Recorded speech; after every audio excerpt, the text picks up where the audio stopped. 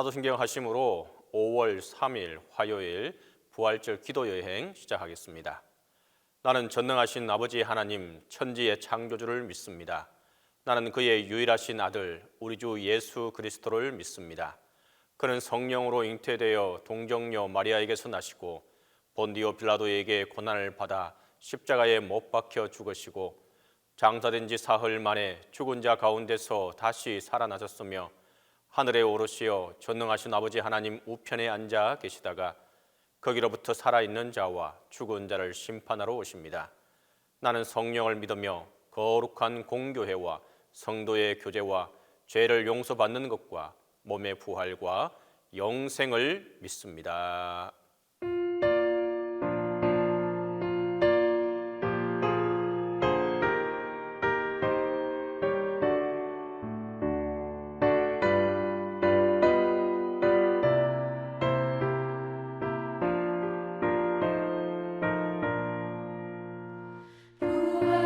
부활하신 구세주 나 항상 섬기네 온 세상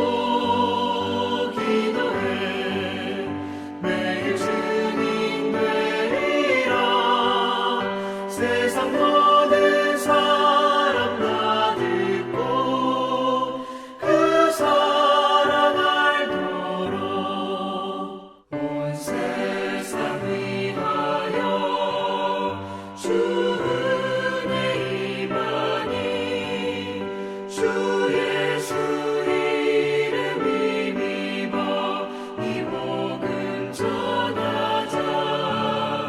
먼 곳에 나가서 전하지 못해도 나 어느 곳에 있든지 늘 기도 힘쓰리. 전하고 대견히 매일 증인 되리라. 세상 모든 사람 다 듣고 그 사랑 알도록.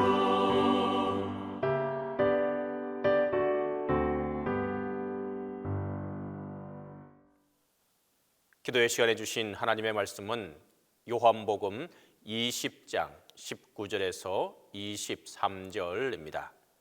신약성경 요한복음 20장 19절에서 23절입니다. 이 날 곧 안식 후 첫날 저녁 때에 제자들이 유대인들을 두려워하여 모인 곳에 문들을 닫았더니 예수께서 오사 가운데 서서 이르시되 너희에게 평강이 있을지어다. 이 말씀을 하시고 손과 옆구리를 보이시니 제자들이 주를 보고 기뻐하더라. 예수께서 또 이르시되 너희에게 평강이 있을지어다. 아버지께서 나를 보내신 것 같이 나도 너희를 보내노라. 이 말씀을 하시고 그들을 향하사 숨을 내쉬며 이르시되 성령을 받으라. 너희가 누구의 죄든지 사하면 사하여질 것이요 누구의 죄든지 그대로 두면 그대로 있으리라 하시니라. 오늘 본문 요한복음 20장 19절로 23절은 아주 유명한 그 이야기입니다. 예수님께서 제자들에게 공식적으로 처음 부활하신 후에 나타나신 이야기입니다.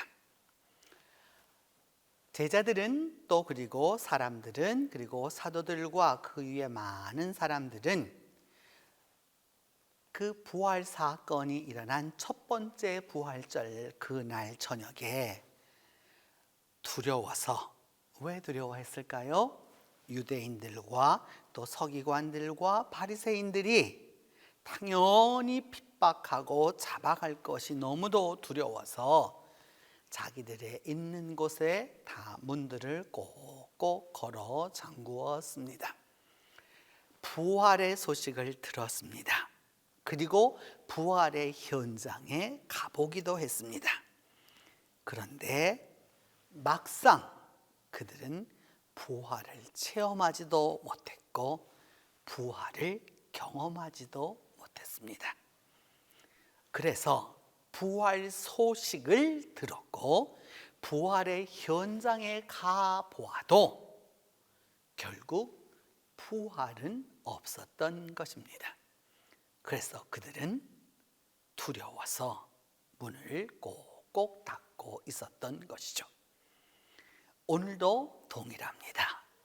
이제 부활의 세 번째 주간을 우리가 지나가고 있습니다. 부활의 소식이 이 정도면 여러분 이제 다 들릴 만큼 들렸고요, 전해질 만큼 전해졌고요, 알려질 만큼 알려졌고요. 부활의 현장 우리가 많이 보지 않았습니까? 그럼에도 불구하고 두려움이 떠나지 않는 것은 부활하신 주님을 만나보지 못했기 때문입니다. 그렇게 문을 꼭꼭 걸어 잠그고 있는 그들에게 예수께서 오셔서 말씀하셔서 그 안으로 들어오셔서 말씀하시기를, 사람들은 문을 꽁꽁 잠그었음에도 불구하고 예수님은 그 가운데로 들어오셔서 샬롬 하고 히브리 말로 인사하셨습니다. 우리말로 한다면 잘 있었니? 라고 이렇게 말씀하셨습니다.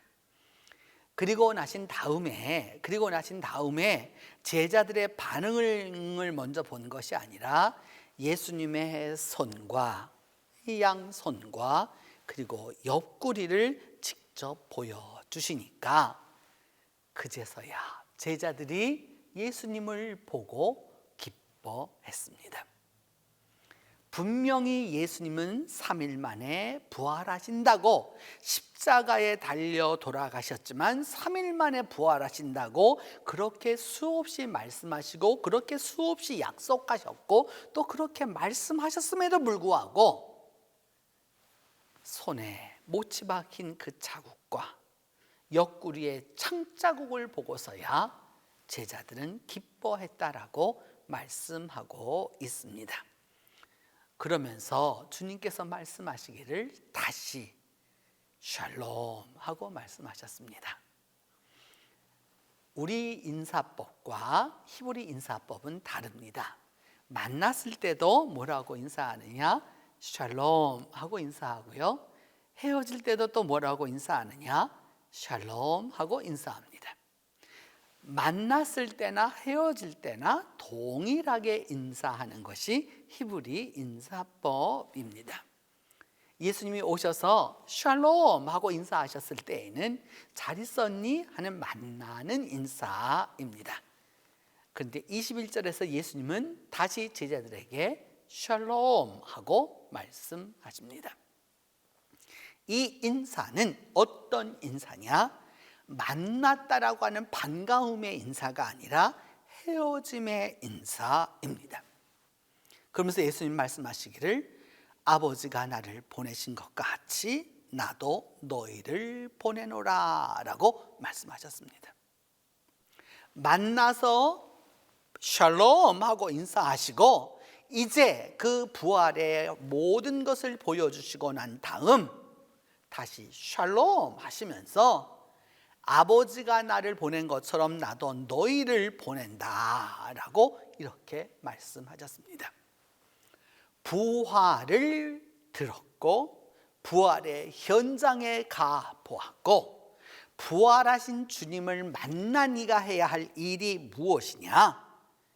바로 예수 그리스도께서 하나님의 보내심을 받은 것처럼 우리는 예수 그리스도의 보냄을 받아 나아가야 한다라는 말씀입니다. 그러시면서 예수님은 크게 한숨을 쉬시고 말씀하시기를 그냥 보내는 것이 아니라 성령을 받으라라고 말씀합니다. 그저 우리의 경험과 우리의 체험과 내가 가지고 있는 이것을 가지고 가는 것이 아니라 성령을 받아 성령의 능력으로 성령의 힘으로 그리고 성령의 권능으로 나아가서 부활을 전파하라고 주님은 말씀하고 계십니다. 그러시면서 말씀하시기를 너희가 누구의 죄든지 사하면 사하여질 거고 누구의 죄든지 그대로 두면 그대로 있을 것이다. 엄청난 말씀을 하고 계시는 것이죠. 우리는 주일마다 교회에 나와서 하나님 앞에 사죄의 기도를 합니다. 하나님 앞에 사죄의 기도를 하고 나서 그리고 난 다음 용서를 받습니다. 바로 이 성경 구절에 의해서입니다. 부활을 체험하고 부활하신 주님을 만나고 부활하신 주님께 사명을 받고 성령을 받은 자는 그 말에 그 주님 하신 말씀 그대로 부활의 역사를 이루어갈 수 있는 것입니다. 성도 여러분, 부활의 역사는 그리고 부활의 체험은 아주 위대한 사람들에게 일어나지 않았습니다. 당시 최고의 지식층이었던 사람들에게 일어나지 않았습니다. 정권을 갖고 있던 사람들에게도 일어나지 않았습니다. 경제를 뒤흔드는 그런 사람들에게 일어나지 않았습니다.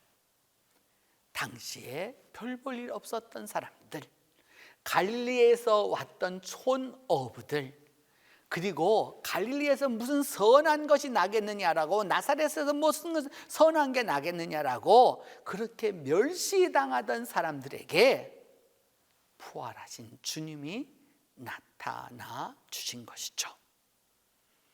오늘도 우리의 삶